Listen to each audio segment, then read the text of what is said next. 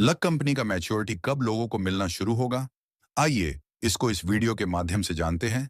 अगर आपका भी पैसा फंसा है तो चैनल को सब्सक्राइब जरूर कर ले ताकि आने वाली नई अपडेट आप तक सबसे पहले पहुंचे। तो चलिए शुरू करते हैं। इस सोसाइटी का नाम लक था, जिसको बताया जा रहा था कि यह सोसाइटी कृषि मंत्रालय द्वारा पंजीकृत है और सहकारिता मंत्रालय के अंतर्गत काम करती है। इस सोसाइटी में कई सारी योजनाएं थीं, जिसको बताया जाता था कि गवर्नमेंट की योजना है, जैसे कि सुकन्या बचत योजना, आयुष्मान, पेंशन प्लान, एजुकेशन योजना, MIP, RD FD, DDS saving account, ATM, ambulance, mobile ATM और कई सारी सुविधाएं थी जिससे लोगों का विश्वास बढ़ जाता था। इन लोगों के स्कीम से लोग प्रेरित भी खूब होते थे, क्योंकि ये सोसाइटी रिटर्न अच्छा खासा देती थी।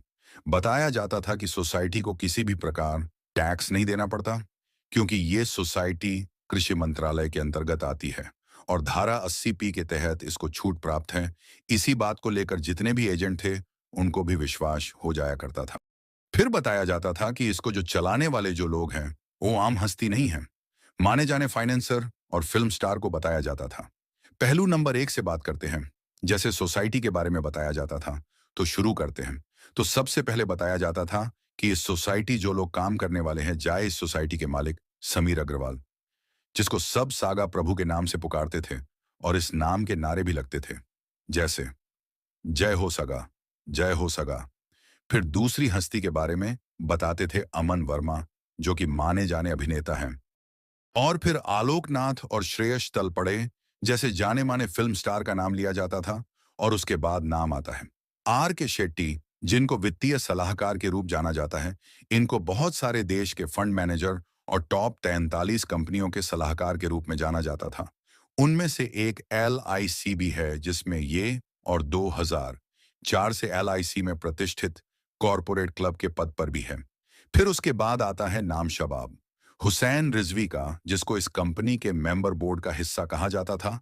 और वहीं उत्तम सिंह राजपूत, जिनको बताया जाता था कि 19 साल भारत सरकार की नौकरी करने बाद वह सेमो के पद, जिसमें ये टीबी और क्षय रोग के विशेषज्ञ थे, उसके बावजूद भारत सरकार की नौकरी का त्याग कर इस सोसाइटी को आगे बढ़ाने और अपना जेब भरने के लिए अग्रसर रहते थे। फिर ये लोग को जोड़ते और शुरुआत में टाइम से भुगतान करते, तो लोग का विश्वास और बात जाता था। उसके बाद जब अटूट विश्वास लोगों का इस सोसाइटी पे बन जाए, फिर सब पैसा लेकर फरार। ये कहानी सिर लक की ही नहीं है। जितनी भी सोसाइटी या कुछ है जो जमा करती है, एक ना एक दिन है ही जाती है। हम लक की बात करें तो इसे पहले लक का नाम